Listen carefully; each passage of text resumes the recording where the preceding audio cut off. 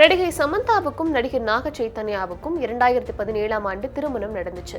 பின்னர் கருத்து வேறுபாட்டால 2021ஆம் ஆண்டுல பிரிஞ்சாங்க. பல்வேறு பிரச்சனைகளை கடந்து மீண்டும் சினிமாவுக்கு வந்த சமந்தாவும் இயக்குனர் ராஜ் நெடுமுருவும் காதலிச்சு வந்த நிலையில டிசம்பர் 1ஆம் தேதி கோவையில் உள்ள ஈஷா யோகா மையத்துல இவங்களோட திருமணம் ரகசியமா நடந்து முடிஞ்சது. சமந்தா தனது இன்ஸ்டாகிராம் பக்கத்துல திருமண படங்களையும் பதிவேற்றியிருந்தாங்க.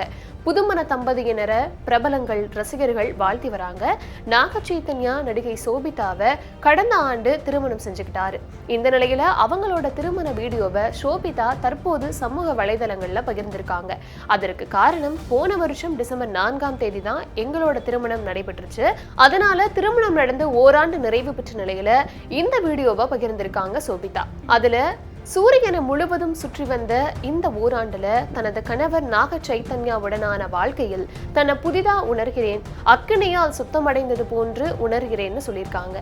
திருமதியாகி ஓராண்டு நிறைவு பெற்றிருக்குன்னு சோபிதா குறிப்பிட்டிருக்காங்க.